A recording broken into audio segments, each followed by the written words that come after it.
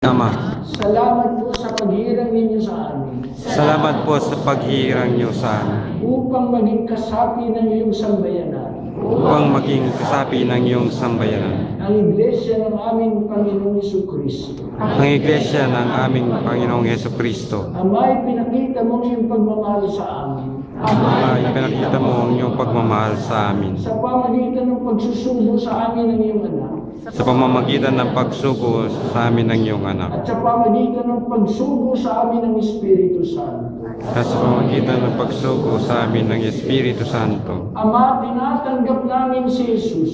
Ama, tinatanggap namin si Jesus. Tinatanggap namin ang iyong Espiritu. Tinatanggap namin ng iyong Espiritu. Tinatanggap ka namin sa aming mga puso. Tinatanggap ka namin sa aming mga puso. Salamat sa pananampalatayang kaloob mo sa amin. Salamat sa pananampalatayang kaloob mo sa amin. Pinangahawakan namin ang iyong salita.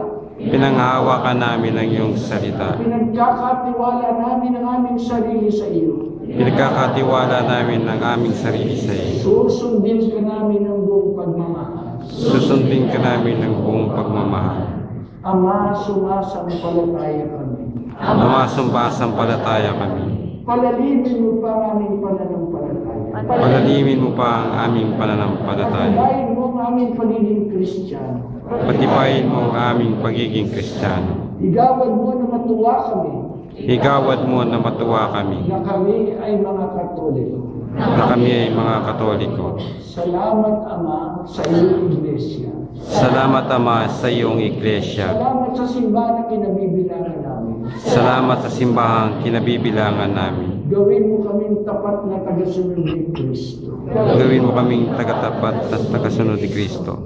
Ito inihiling namin Ito inihiling namin sa pamagitan ni Kristo ng aming Panginoon. sa pamamagitan ng ni Kristo ang aming Ama.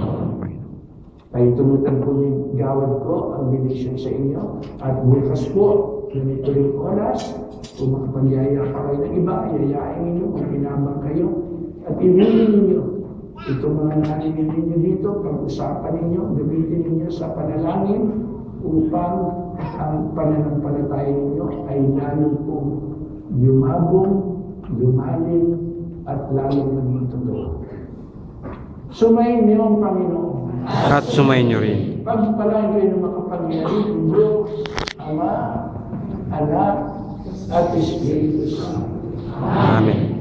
Magandang gabi po sa inyo. Magandang gabi.